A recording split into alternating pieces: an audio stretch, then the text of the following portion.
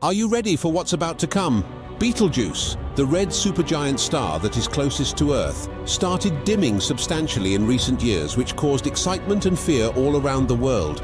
Some people thought the major event was about to happen because of the random dimming which typically happens before a supernova event. However, Betelgeuse has not yet erupted. Since then, this prominent star in Orion, Hunter's constellation, has recovered brightness, dimmed, brightened, and appears to be now transitioning back to a less active condition. Betelgeuse is surely nearing the end of its lifespan, and it has scientists worried about just how big of an explosion it will let off once it finally decides to end it all. How close are we to seeing Betelgeuse undergo a supernova? And is its explosion going to take Earth with it? Let's find out in this episode of Voyager.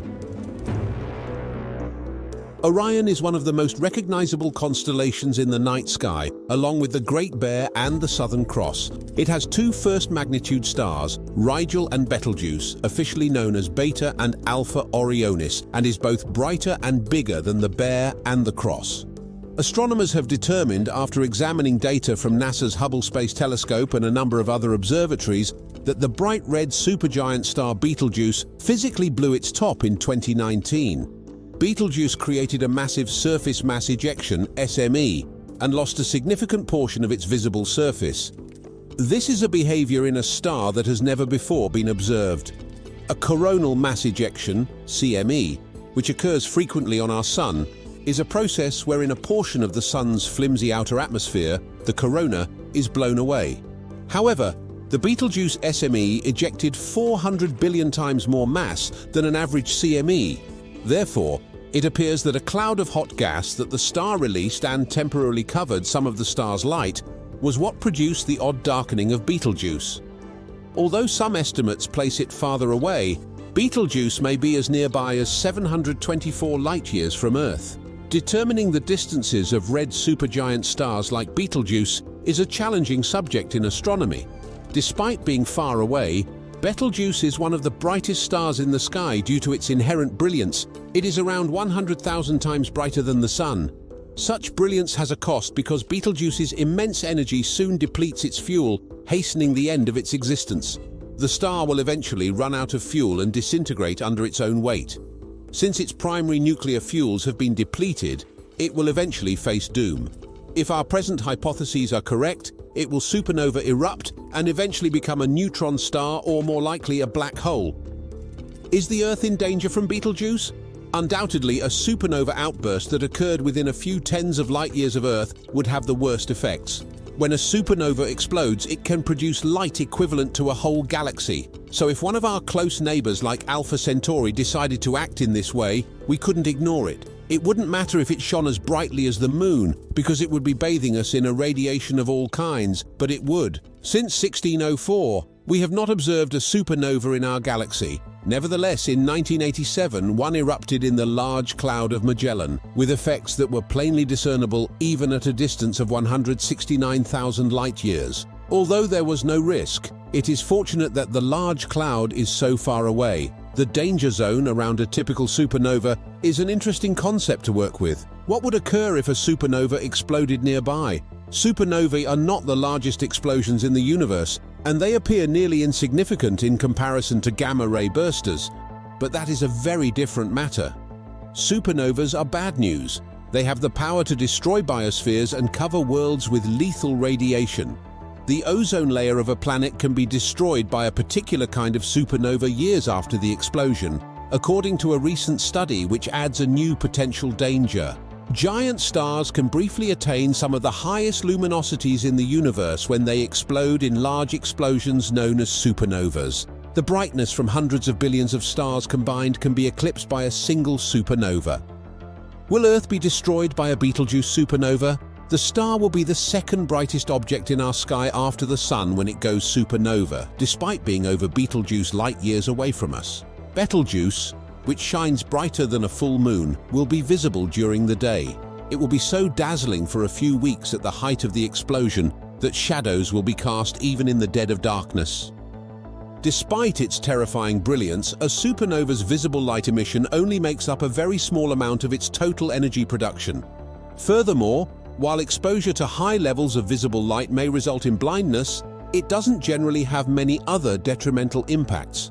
The high-energy radiation linked to the supernova, which typically takes the form of X-rays and gamma rays, is more concerning. High-energy radiation has the ability to catalyze oxygen, removing the ozone layer that shields the Earth. Without the ozone layer, life on Earth's surface would be subjected to the full force of the sun's UV radiation, which could result in an extinction event. Within the initial few seconds of a supernova, a radiation blast occurs, but a greater threat emerges afterward. Eventually, hundreds or millions of years later, cosmic rays, which are subatomic particles accelerated to almost the speed of light, erupt from the maelstrom. They can also shred ozone layers and cover a planet's surface with deadly radiation, in addition to carrying a sizable portion of the total supernova energy with them. Such occurrences might have occurred in the past. Significant levels of iron-60, a radioactive isotope of iron created only in supernovas, are found in deep-sea cores and lunar regolith, according to analysis. Iron-60 is a sign that Earth was recently struck by supernova ejecta, possibly within the last few million years. Astronomers have previously determined that we are pretty safe. There are no close supernova candidates that can endanger life on Earth based on the dangers posed by gamma rays and cosmic rays. But astronomers have discovered a fresh possible risk. A specific type of supernova has the potential to emit deadly radiation that is additional, long-range, and dangerous to worlds like Earth. When a star nearing the end of its life is surrounded by a substantial disk of material, a specific class of supernova arises. A shockwave arises after the initial supernova explosion and strikes that disk. The shockwave causes the disk to become extremely hot, which in turn leads the disk to generate a lot of X-ray radiation. This radiation has a high energy density and a very long range of travel. The brightest X-ray supernovas can overwhelm a planet's ozone layer, depleting it by as much as 50%, which is more than enough to cause an extinction event out to an astonishing distance of 150 light-years. Such supernovas would deliver a lethal 1-2 blow. A fragile planet would be bombarded by X-rays months or years after the initial outburst.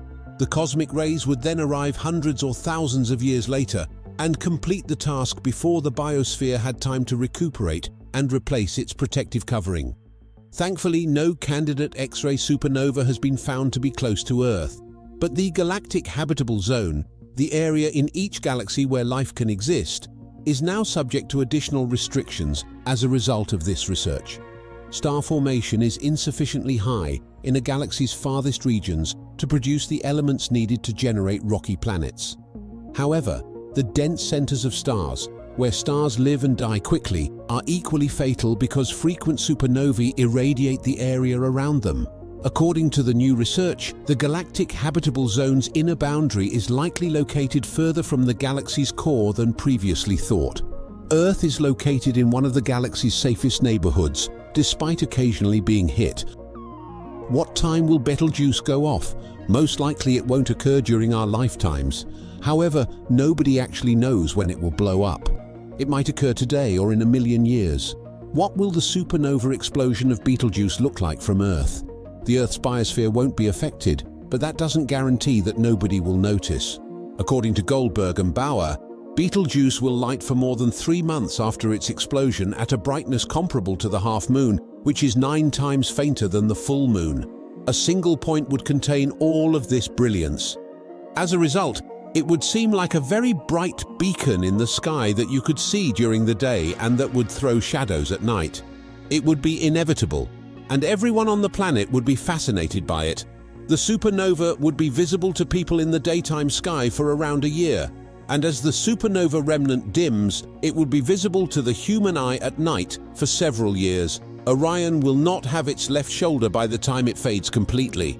Although the stellar explosion is not a major concern, the supernova could nevertheless have some unexpected effects on Earth. For instance, many animals rely on the moon for navigation and find artificial lights to be confusing. It might be disruptive to add a second object that is as brilliant as the moon. Not only would wildlife be disrupted, but strangely, astronomers themselves would struggle. Astronomical observations are already challenging. For a while, there wouldn't be a dark time. It would be difficult enough to study Betelgeuse. Their instruments would be damaged by the intense light.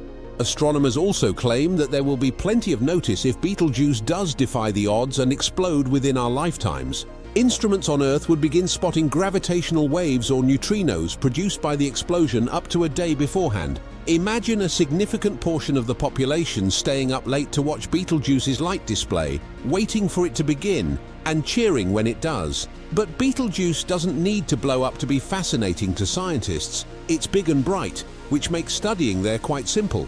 Astronomers find it fascinating because they may examine a star that is getting close to the end of its existence in great detail. The physics inside Betelgeuse's interior structure is fascinating. It is based on what scientists already know about the star and similar stars, that they have made their best prediction as to what is happening right now. That study indicates that Betelgeuse's brightness may be altering for a variety of causes. Some astronomers even think that multiple dimming mechanisms may be in action simultaneously. Near the conclusion of their lives, red supergiant stars begin to swell and form expanding envelopes of gas and dust as their nuclear fuel runs out, and the star's brilliance increases as its envelope expands. But a star like Betelgeuse can dim and brighten in other ways as well. Additionally, red supergiant stars have vast convective cells on their surfaces that are similar to much larger variations of those on our Sun, and are where hot material rises from the star's interior due to turbulence.